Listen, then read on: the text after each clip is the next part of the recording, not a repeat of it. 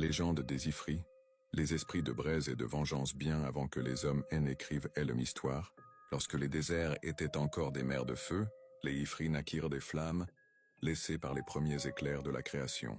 Forgés dans les vents brûlants et les cendres des étoiles mortes, ils étaient les seigneurs des tempêtes de sable et des brasiers éternels.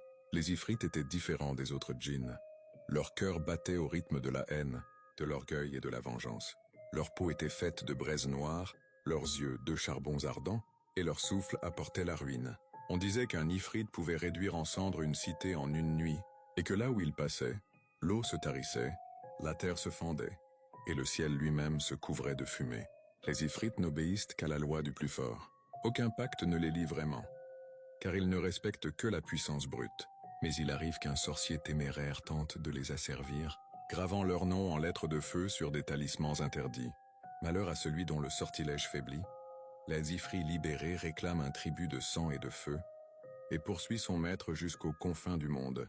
On raconte qu'au plus profond des montagnes noires, un Ifrit dort encore, enfermé dans un anneau de cuivre, scellé par un prophète. Et le jour où cet anneau se brisera, et les hommes se souviendront que le feu ne pardonne jamais,